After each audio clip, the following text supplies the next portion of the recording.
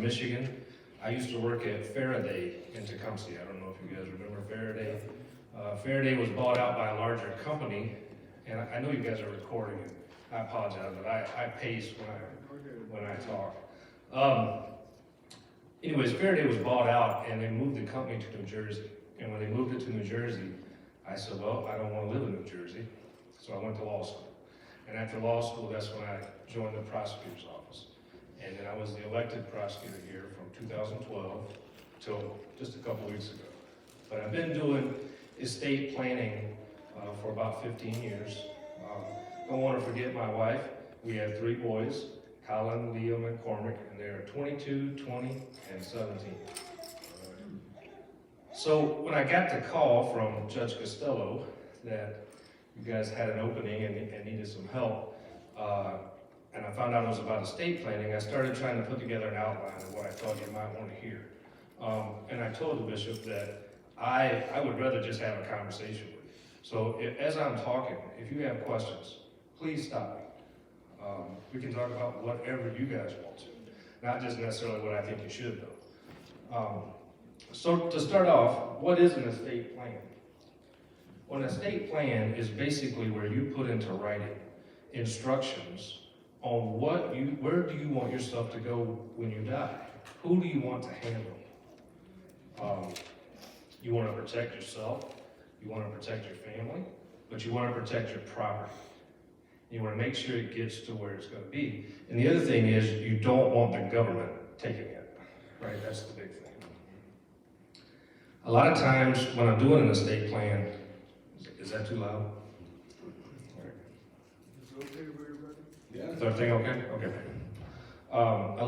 I get asked a lot, do I need an estate plan? Well, I want to talk about some life events, and I'll tell you why you need an estate plan with those. If you have minor children, for example, just think if you were to pass away tomorrow, who's going to take care of those minor kids? And do you want them in the foster care system? Of course we don't, right? We want the family to be involved as much as we can. Or if you have no children at all, what's going to happen to your stuff when you die? Is it going to just follow the Michigan, what we call the law of intestacy, which means you die without a will? It means it goes to your relatives. So if you have 10 cousins, all 10 cousins are going to get the same thing, right? And that's after you spend a lot of time in court. Part of the goal of estate planning is to stay out of the courthouse. Because the only person that's happy in that courthouse is the lawyer that's getting paid, right?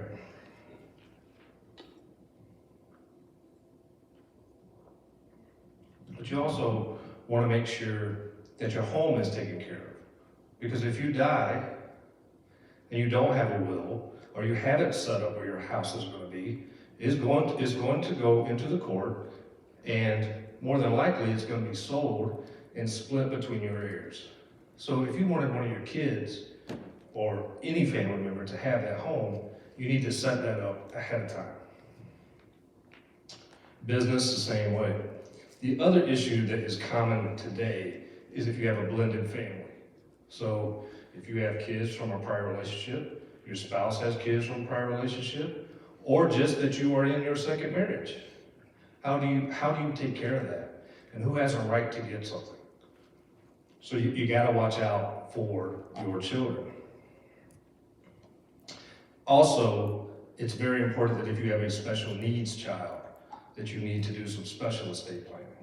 Because a special needs child gets paid from the government, right? They get a check. Well, anything that child were to inherit, the state is going to come take. So you don't want to do that.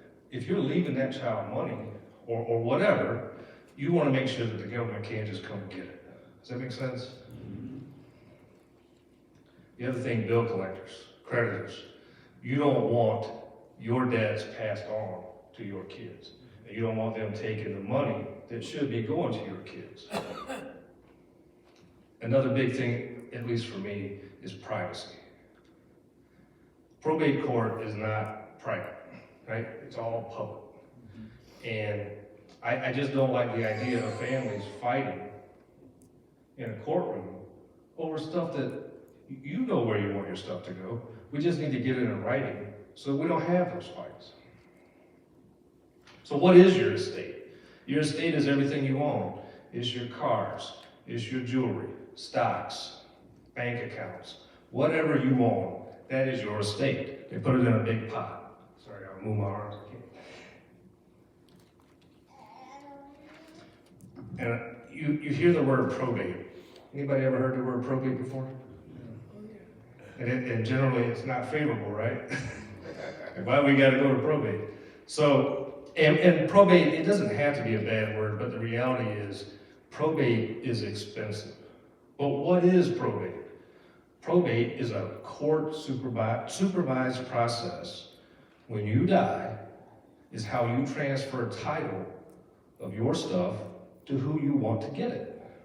But it's supervised by the court. That means everything that we do, we got to go to court and have a hearing over. That's generally where people start arguing. There's two times that I know you will see greed like you've never seen. One is in a divorce, and two is in an estate. People will fight over items in an estate. They'll spend more money than they're going to get, just trying to get it. So the whole goal, when I do an estate plan for someone, is how do we stay out of the probate court? Because all you're doing is spending money. It's very costly, time consuming. And also, something you often don't think about is what if you become incapacitated? And what I mean by that is you get Alzheimer's, dementia, you get in a car accident and you get brain damage, or you just fall down and get brain damage. Well, for whatever reason, you cannot take care of yourself. What happens? If you don't have an estate plan, your family has to go to court, and we either institute a guardianship or a conservatorship. Guardianship is for all the legal decisions. Conservatorship is for all the financial. Okay? But you can actually do a durable power of attorney or a medical power of attorney, and we'll talk about those in a few minutes, so that if you do become incapacitated, you've already got it set up. So someone can write checks for you. Someone can pay your bills. Someone can sell property for you. Whatever it is you might need.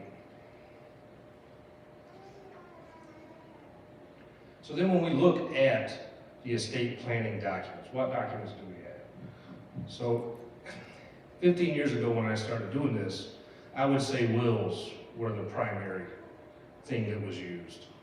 And I don't think that's true today. Now we look more at trusts. And a trust is basically its own entity, okay? I like to draw pictures, so we may end up drawing some pictures here. But a trust, the idea of a trust is we want to be able to manage our assets while we're alive, and we want to manage our assets after we're dead. And the big thing is we want to stay out of the courthouse, right? So with a trust, we fund the trust. And what that means is we create a document, right? Here's your document, here's your trust. And we're going to put stuff in it. We put your house in it, bank accounts, everything that you have, life insurance policies. We put it all into the trust. Then the trust is protected, so no one can get in it except the trustee. And while you're alive, you are the trustee. And then you have a successor trustee, which is you're naming someone to take care of that trust after you're gone or you become incapacitated. Well, if you become incapacitated, I was talking about the durable power of attorney, we still want to do those. But if you have a successor trustee, then they can manage all of your stuff. And we never had to go to court to do it. That's the big thing. When you die, whatever that document said that we wrote, that's how we're going to distribute your stuff. Well, why is that so much different than a will, right? The reason it is because you can put conditions on how you're going to give stuff away. I'll give you an example. Let's say you got $100,000 in the bank, and you got 2 kids. They're each going to get $50,000, right? Well, what happens if they're 21 years old and 18 years old when you die. Do you really want to give $50,000 to a 21-year-old? You shouldn't, because they are not ready. I was not ready. I'm not sure I was ready at 30, but you definitely are. It's something to be aware of. That trust, you can hold that money, and you can put time on it. So you can say, all right, you get a third at 25 years old. You get another third at 30. And you get the rest of it at 35. Those are the types of things you can do with a trust. With a will, when that court enters whatever the order is, whoever's getting it, they're getting it all right then. If you got specific gifts you want someone to have, you can put conditions on it. You can say, if my grandson graduates from college, he gets $50,000. Those are the types of things you can do with a trust. The big thing is stay out of the courthouse. Now, trusts are more expensive than a will up front.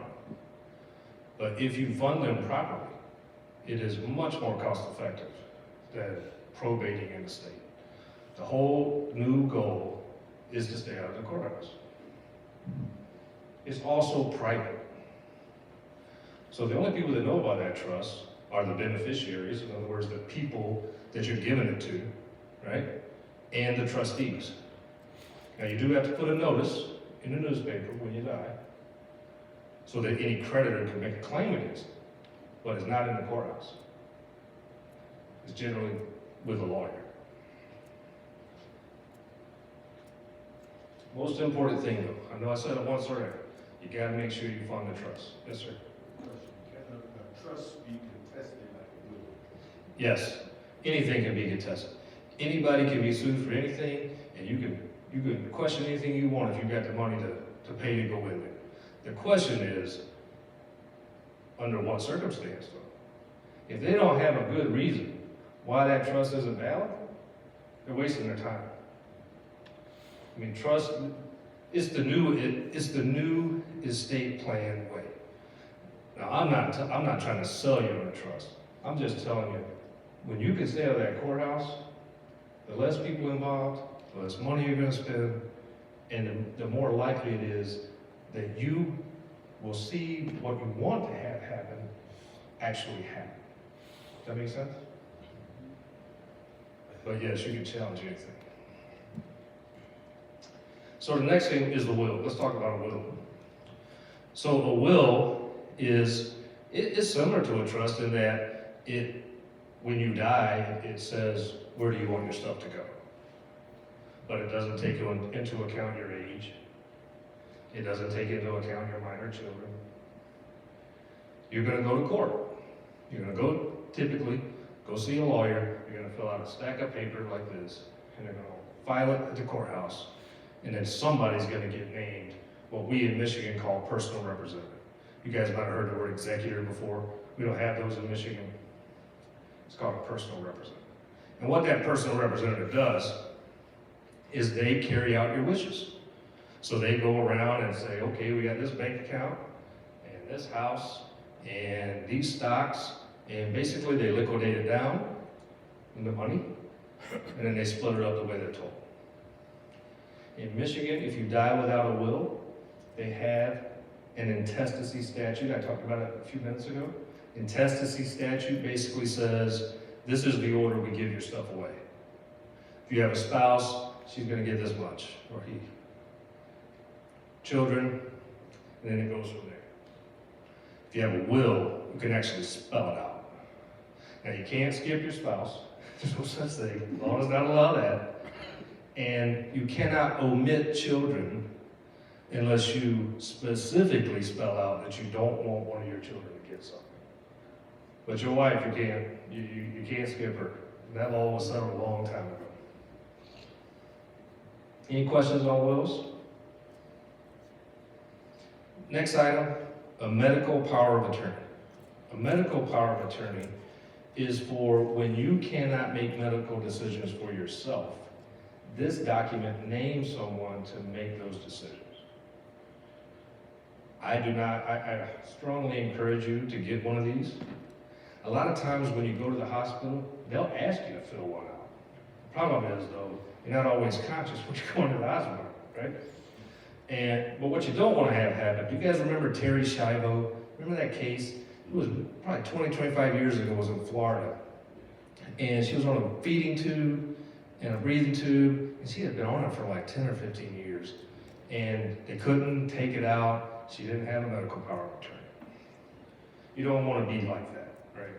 When it's your time to go, you want to go. This document allows that to happen. So you want to pick somebody that can make a decision, because you can't be waffling. You got to make the decision. But my advice is only have one person make that decision. So in other words, you got 3 kids, don't put all 3 of them down, because they'll argue. And there's no time to argue at that point. Whoever's the best at making the decision, let them make the decision. But I highly recommend you get one of those. The next one is a durable financial power of attorney. So this is typically, if you guys know anything about or ever heard the words power of attorney, this is the one people are generally talking about. What this allows someone to do is it allows them to be you. So they can write checks, they can sell your house, they can clean out your bank account. So whoever you pick, you better be able to trust them, right? But it's a very valuable tool. If you become incapacitated and you have a power of attorney, we don't have to go to court. We can take care of all your stuff. You understand? Does that make sense? That power of attorney can write checks, can pay bills, they can do anything that you can do, except write a will. They can't write a will for you. But they can take care of all of your problems, so to speak. If you don't have one, your family's going to end up in court trying to get a guardianship. A couple reasons why that matters. One, it's very expensive, right? But if you're trying to get a family member into a medical facility or a nursing home facility, and you don't have a power of attorney, you don't have any way to do it without getting that guardianship. So that document is very important. It's very dangerous. You hold on to it, tell them where it's at, but don't give it out. Or tell them how to get it if needed. But it's a very valuable document.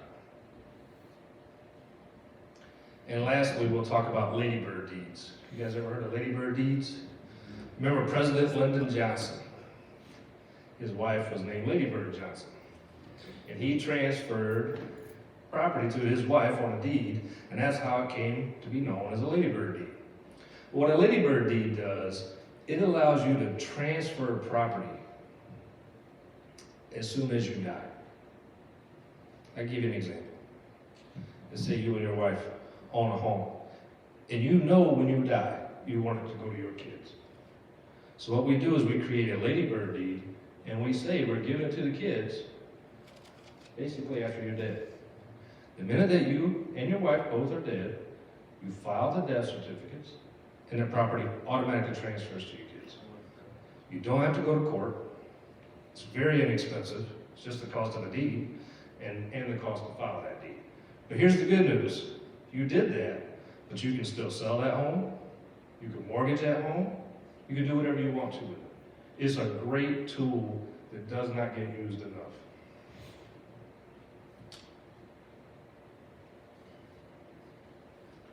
Another thing that people often ask me is, should I put my kids on my bank account? Or should I put my kids on my property? The answer is no, you should not. And not just for the obvious reason that they might take your money, right? But you are then, what happens if they get sued? What happens if they file bankruptcy? What happens if just an unfortunate event, they lose money through no fault of their own, but guess what? Your money is their money. It is not a good idea. And a lot of people do it, I understand why, but if you would instead of doing that, if you would either do a trust, which you don't have to, you can also do that power of attorney I was talking about. If you're worried about being able to write checks, that's why you typically put your kids on it, right? Give them power of attorney. Much safer. You don't want to be responsible for their debts or bad decisions. The other reason, and this is a big one that people don't think about. Let's say it's on a piece of property. When you inherit a piece of property, a piece of real property I'm talking about, so like a house, a piece of land. When you inherit that, it steps up the tax basis. So here's what I mean. Let's say you buy a house for $100,000 and you sell that house for $400,000. Well, you're paying taxes on $300,000 worth of capital gains, right? If your kids inherit that house and it's worth $400,000, that becomes the price that they got it at, and they don't have to pay anything for it. So that's why it's a good idea to do a ladybird deed, or to just pass it to them either via trust or a will, because then they're not responsible for any of that stuff. If you put them directly on your deed while you're alive, you could run into issues with that. Now, I'm not an accountant, so I'm not telling you for sure that would happen. And I also know that when you sell property, there's some other tax breaks that come with it. But that's just an example of why you want people to inherit and not be given it. Does that make sense?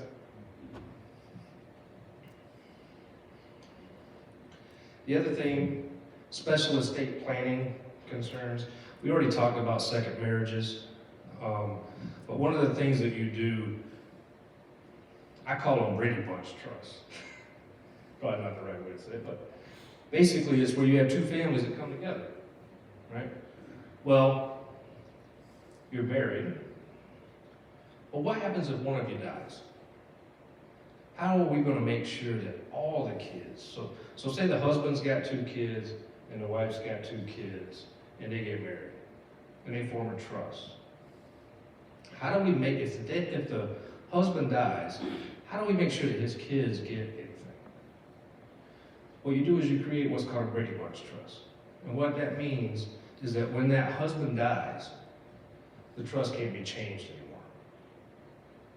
Because if it were able to change, the wife could, not saying she would, but she could completely eliminate his kids. They would get nothing. And that's a common occurrence. It's more common today, obviously, every day it seems to get more common as the divorce rate rises. But another planning tool for you. Young children, you want to make sure that if you do a will, you have a testamentary trust provision. What that means is that we want to name a guardian for the kids. If you've got minor children, you need to have a document that says, okay, if I die, if me and my spouse die, this person's going to take care of the kids. Because we don't want them in the court system. You don't want them in the court system. The other thing is special needs.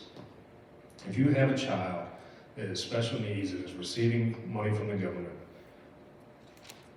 government's coming back after that money someday. They don't forget. And if you want to leave them money when you die, you need to do it in what's called a special needs trust. And what that does, it doesn't allow the trustee to give them money, but it allows to provide things for them. So in other words, they could provide, household goods,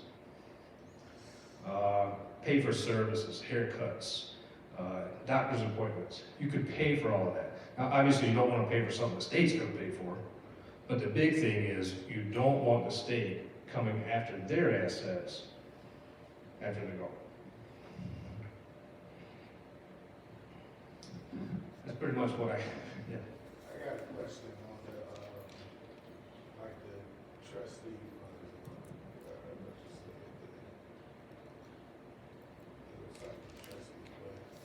say a person passes away and they had all these debt collections and stuff. Mm-hmm. You have a trustee or something that's going to take your estates. Mm-hmm.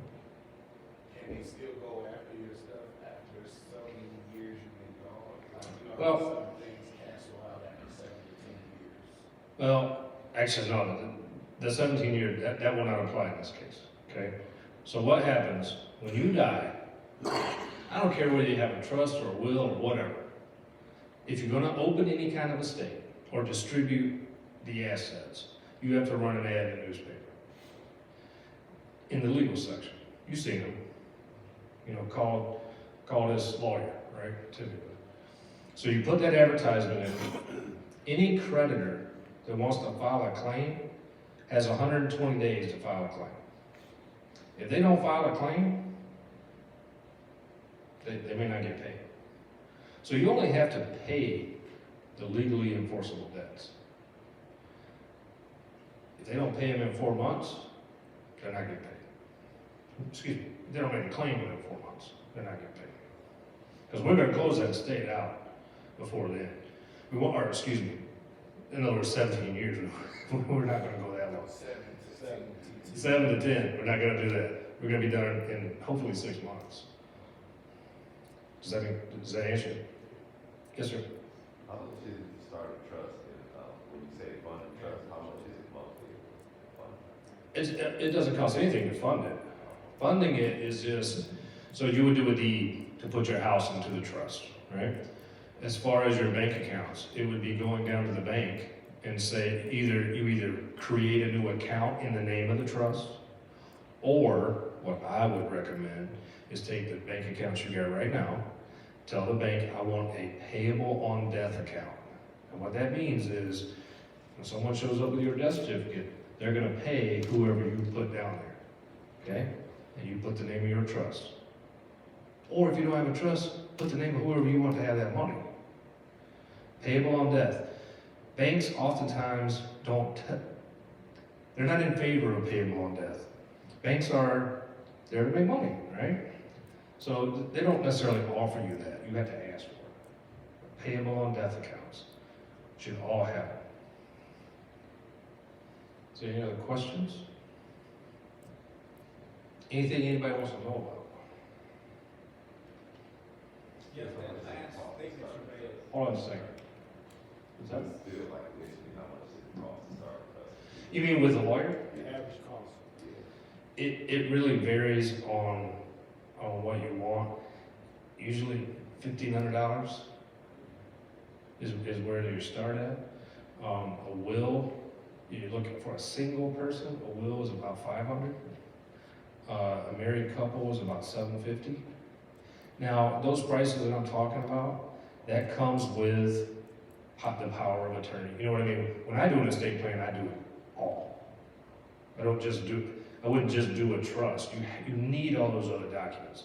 So when I do them, in other words, I wouldn't do a trust, just a trust for a client if they came in and asked for it. They have to do it all. So is there growth in it when you pay that money? Like you know, you got interest fees and stuff for certain bank accounts. The only interest would be in the bank account. That money that I was just talking about, that's what a lawyer charges to start one of these for, to put the paperwork together. Now, what you put in it, that's completely up to you. What I would recommend is you go to a financial advisor. And you start, I don't care if it's just $50 a week or every 2 weeks, get them to start you either an IRA, simple IRA, something, and you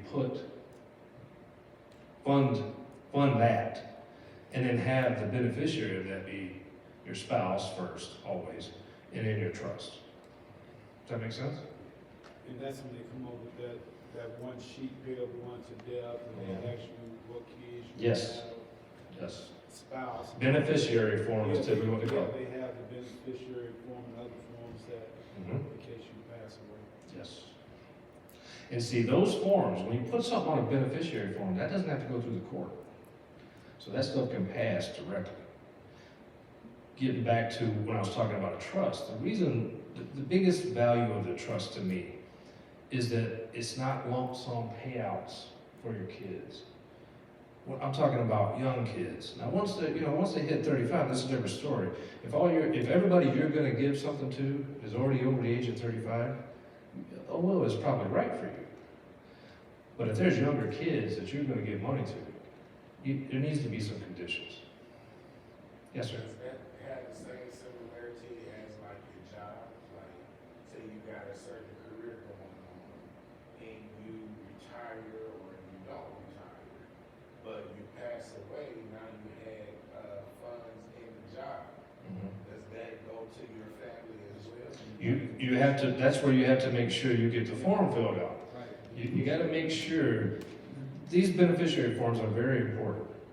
Spouse first, in my opinion, if you decide to do a trust second. But if you don't have a trust, kids or whoever it is you wanna have that money, you need to have it on that form.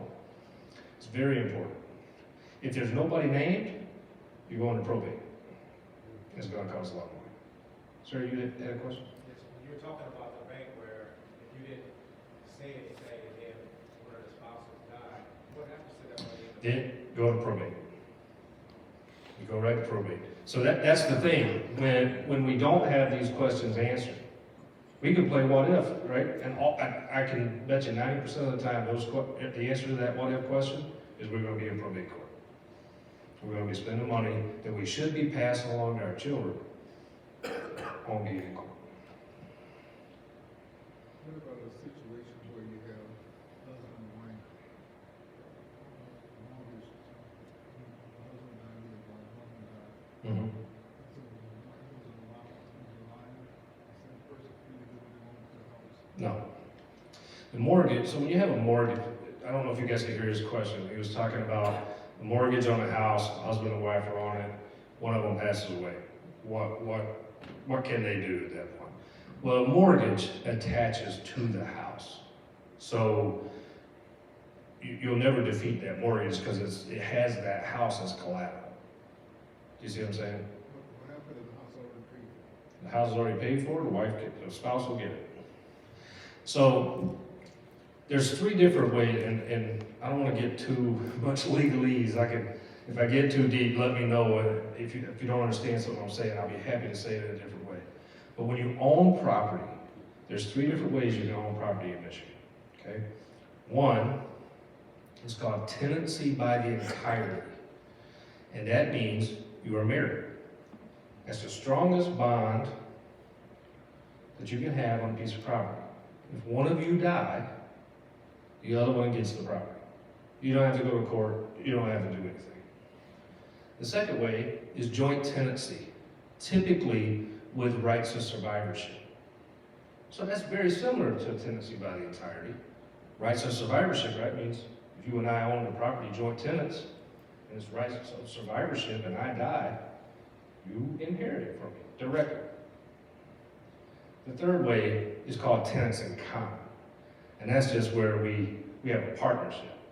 We own it, but we each own half. And if one of us dies, our estate is going to take care of that half. Now, it may not be a physical half, but it's a monetary half, right? So depending on how you own property will affect your estate plan and how you pass it along. So if you're married, you definitely want to make sure your wife's name is on the property. Because if her name's not on the property, even though you're married, it won't pass to her without going to court. Did that answer your question? Is that including vehicles and things of that nature? So vehicles, we keep those out. I don't put those in trust. And the reason is in Michigan, the Secretary of State will allow a transfer to the next of kin by just filling out a piece of paper with a death certificate. So you don't need to worry. Vehicles typically you don't need to worry about. As long as you want it to go to your next of kin, right? Okay, Yes, sir. so say the next of kin is your wife, or say your kids want the car that your wife had. As long as your wife signs off, it'll be fine. Yeah, they don't, I've never really had a client have any problem with it. And I tell them, don't pay me to do it because you're wasting your money. I'll print the form off for you, just fill it out and send them over. Secretary of State, they do them all the time. So it's just, having somebody put that in a will, there's no reason to. Now, if you have a classic car, like $100,000 car or something like that, that's different. You might want to put that in a will. But just your everyday driver or whatever, you can pass it. Any more questions? In the line, Yes, sir. have where you can pull in different forms up and do your own trust and own will. What do you say about that? Well, to me, it's not about the forms, right? Well, we're having this conversation right now, but understand I've had this conversation hundreds of times, if not thousands of times with clients, but usually it's one-on-one. I think every estate plan is unique. Everybody's got different things that they want to accomplish. You all own different things, right? The forms, I understand them. You don't have to have a lawyer. You can write a will on a piece of paper, as long as you sign it and date it and have some witnesses on it, right? You don't need a lawyer. The question is, it's the advice is what you're paying for. It is, this is what I want to do, how do I make sure that happens? And it's not as simple as filling out one of those downloadable forms. So, they're okay in a pinch, but I made a comment over there, right? We don't go to Walmart to get legal advice. I don't go to my lawyer and ask him how to fix my lawnmower. You know, that's what they're there for. You should take advantage of that. And there's lower cost options if price becomes an issue. But what I will tell you is this: the fights and the nastiness and the greed that I've seen, those estate plans are worth every penny. It costs a heck of a lot more to end up in those fights in the courthouse, in probate court, than you'll ever pay for an estate plan. So, but in a pinch, yes. Well, I appreciate everything that you're covering today. We have a binder at home Mhm. with our life insurance, I'm talking about everything Right. down to the dime, and who gets what. Mhm. So, as long as that you have a witness, as you just stated, Yep. you don't have to go to a lawyer, as long as it's Correct. in a safe place like a safe, and somebody has the combination to the. What you need to do though, is you want to write out, it's called a holographic will. Okay, holographic will means written in your handwriting, right? Okay. So you should write, you and your spouse, each one of you, this is what I want to have happen. This person gets this person gets this. Sign it. Have her sign it as a witness. Get another witness. If you can, get a notary. Date it. You do all that, that's a will. Appreciate that. Yep. Helps a lot. Yes, sir. What about if your spouse has already passed Mhm. and, how do they do it if you don't have a will and then you pass? That's the law of intestacy. So that means you died without a will. What they're gonna do, it's a statute, and it says who gets what. Basically, if you have kids, the kids are gonna get it. They're gonna have to go through probate court to get it, but they will get it. If you didn't have kids, then it goes out to your brothers and sisters, and then it goes to your parents. There's a whole system, and I could be wrong, it might be your parents first, then your brothers and sisters. But there's a statute that spells it all out. That reminds me of my brother-in-law. His wife passed away a few years ago, and he kept asking her, "I'm on your bank account?" "Yes." "I'm on your bank account?" "Yes." Found out when she passed away, he wasn't on her bank account, and Right. she had like $20,000 in there, and he had to go to court Yep. to Probate court. get that money. That's out of probate. her bank account. That's exactly what probate Pay is her, right there. pay her burial. Right. Now, remember when I said payable on death accounts a few minutes ago? Even if she didn't have him on the account, if she would have just had him listed as the payable on death, we would have skipped all that. Yeah. We would have skipped all that. So. Any more questions? I appreciate y'all inviting me. What about, I'm sorry. sometimes people, for example, working in force, Yep. and then get a divorce, Mhm. but it don't change all of the legal rules. I've had that happen. And so when you get a divorce, it disinherits the spouse in the judgment of divorce, right? But you still need to go change all that. I had a case one time where ex-spouse came in, and husband had died. Ex-spouse was still listed as the beneficiary. New wife wasn't. They ended up in a whole big court proceeding. I mean, the new wife finally won, But that's why it is so important to update those beneficiary forms as you go. If there's anything that has money, you need to make sure that your beneficiary form is up to date. Anytime someone passes away or whatever, if they're on your beneficiary form and they die, you need to go change your beneficiary form right now. Very important. Can they get their retirement? No, because the judgment of divorce severs any right. However, like I said earlier, anybody can sue anybody for anything and they will come after them if they're greedy. The new spouse shouldn't be getting it up. So lay out from your preference, what you should do as Christian beings when it comes to living trust, wills, and Well, I'll tell you what I have. I have a simple family trust. you leave anything to your church? You can't ask that question. Simple family trust is what I have. It's not for everybody. But the reason that I have it is when I die, I want everything to go to my kids, to my wife and my kids, and I don't want them in the courthouse. That's why I have that. Right now, my kids they're getting older. And we may change that as they get older. But then if the grandkids show up, I may need it again, right? That's my preference. But like I said, that's not for everybody.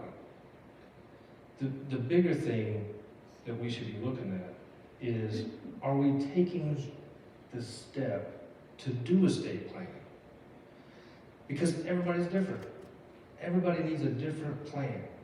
The bigger question, or better question to me, is it my recommendation that you talk to someone about an estate plan? The answer is absolutely you should. It doesn't cost you anything to set, typically, it doesn't for me anyways. If you want to come in and sit down and talk to me about your specific situation, it doesn't cost you a dime. The only way you pay is if you decide, Burke, I want you to write me a durable power of attorney. I want you to write me a will. I want you to write me a trust. That's the only way you pay.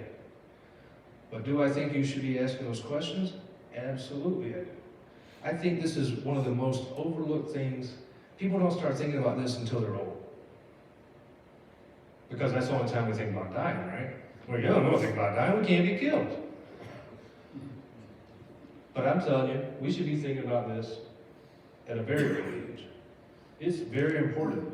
If there are things that you want to have happen when you die, you need to make sure that it's going to be set up. Yes, sir. Now, does the trustee, does it correspond with like your insurance agency? Because myself personally, I'm young, but I have an insurance agent that deals with my life insurance policy. And he does a great job. Like, how does that work with?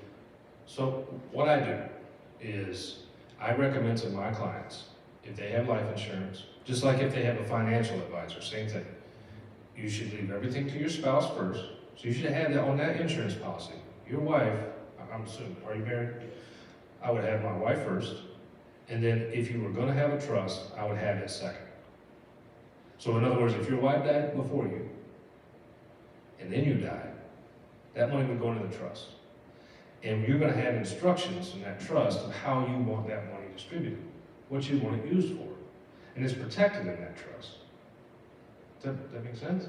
So there really is no relation necessarily with the agent other than make sure that beneficiary form is filled out right. That's what I'm talking about. So your wife first and then your trust. Or your wife and then equally to your kids. Yeah. Yes, sir. You mentioned in the state about the stocks, money, jewelry, and things of that nature. Do you have to actually itemize everything? How do you identify a particular ring, a particular watch? Are we talking about while you're alive or when you're dead? Well, I mean, we're gonna say that before we die, but say for instance, I got 5 rings. I mean, how do I identify? So this is why, to me, you do this before you die, right? Because after you're dead, it's easy. We have to do an inventory of all your stuff with the court, and the court's gonna then say this is how it's gonna be split up. But the way you identify is that you just describe it. I mean, if you have two of the same thing, we use whatever we can as descriptors, okay? I don't need the VIN number on a car, right? I need to know it's a blue Ford, whatever. We just want a way to identify it. And if someone wants to challenge that, I guess we have that fight when it gets there, but you could absolutely go overboard with identification. Now, I mentioned about the church because I've heard where some churches take out insurance policy. Oh, really? I've never seen that, but I will tell you that a lot of the wills and trusts that I write, people do leave substantial money to their church. Absolutely. And it varies, A lot of people, and it's not just churches, but charities in general. There's a lot of that happens with wills and trusts. Depending on what depends on the person. Depends on how much they got, there's a lot of factors. But I do see it quite a bit. Now, in your will, can you say what happened to your body when you cremated? You can. You absolutely can. People don't do that as much as they used to, but you can. Anything, when you're dead and gone, you can't speak. It doesn't matter what you said to whoever, right? They can't come in and say, well, he told me that he wanted this. None of that matters. It's what's in writing. And that's why I say, go back to your question where you said, what should we be doing? I think the bigger question is, you should be having that conversation with someone who knows about this stuff and can help you put your estate together. Whatever that might be. Like I said, everybody's different. Everybody's different. Everybody has different goals. But you need to talk to someone. Even if it's nothing more than just talking about a labor deed. So that you can get your house to your kids or whoever it is that you want to get it to. Get that set up now. It will save them so much money in the probate court if you don't. This is what you said earlier, that this is something that we're rarely talking about. We get old. You're right, or until you get some bad news, then I'll see people coming in calling. It's a subject that doesn't get talked about enough. It's a very important subject. I couldn't agree more. Obviously I talk about it because I do it as a job, but it doesn't get talked about enough. And people don't understand how important it is. And really, it doesn't happen until, you have an uncle or a cousin or something, and they have to go. This gentleman was talking about his brother, I think brother-in-law, went through some problems. That's when you realize, wait a minute, I don't want to go through that. And usually that's when they come see me. But yeah, it's a subject that isn't talked about enough. It's very important. And the whole, the real thing that I find with most clients is it's just the peace of mind they get. That they know it's done. And they know it's going to happen the way they want it to happen.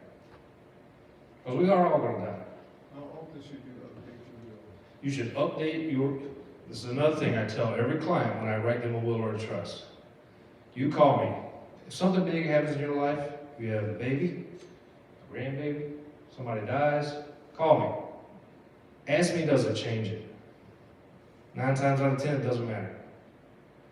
But you should always be updating your will. I actually wrote this down. Remember that estate planning is not a one-time thing. It should change as your life changes. I cannot stress that enough. People think, oh, I got one appointment with my lawyer. I'm done, I'm all set. Well, you might be, but you might not be. You need to stay on top of it. Because life changes. Yes, sir. Now, we're saying that in making the updates, Hmm? and you said it's only a one-time cost, right? No. You don't have to pay it again. You got that again. The same. You got that again. Every time he answers the phone. My kids gotta eat. But it is not the same cost. cost. It's much less, obviously. It's more of a time thing then. It's a sit down. What is it we need to change? Yeah, you know, they aren't even that much for the changes. The changes are typically substantially lower than what you paid at the beginning. But it's important that you get the changes in. I can't stress that enough. And it ain't just about making money. It's really, you gotta make sure that you have it set up the way you want it set up. But yeah, it's not one time. Sorry. Yes, sir. Is it the responsibility of the insurance carriers to notify each beneficiary of their name? Say for instance, like if someone passed and they designate a part of their insurance to someone that's not in that household, Right. an old friend or whoever it is, whose responsibility is it to notify that individual? The insurance company will notify that person. Now, obviously, there's gonna have been information that was used to give to the insurance company to say, you know, John Doe lives at, 105 Main Street. If he doesn't live at 105 Main Street, then it may be difficult, but the insurance company will notify. Because they have to pay it out. The insurance company can't keep that money. Because even if it didn't go to John Doe, it would, what we call escheat to the state. The state of Michigan would try to get the money. So they can't just keep it. The situation they have where you see advertising on TV where these individual citizens, older citizens, sell their house and bring it back to the bank and they get so much. Yeah, what do they call those? Reverse mortgage. Reverse mortgages. Right, how did that work? I'll be honest with you, I don't know anything about it. It sounds too good to be true. And what my mama used to always tell me was when it sounds too good to be true, it is. So I don't know. I'd have to do some research into it. But my soul says no. But that's not a legal term, right? Anybody else? Yes, sir. They actually changed the name of reverse mortgage now, they call it equity release. Equity release. So they pull the equity out and you don't have to pay more than something else is owed. I think that scares me even more. You want to say that again? He said they changed the name from reverse mortgage to equity release, right? Equity release. They gotta be making money, or they wouldn't be doing it. Right? Yeah. So, I mean, I'm not saying it's wrong. I just say, I don't know, but it makes me a little nervous. Say it that way. All right. Thank you. Thank you.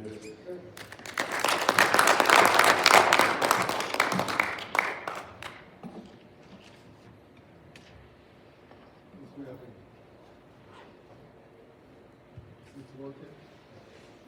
Testing, testing.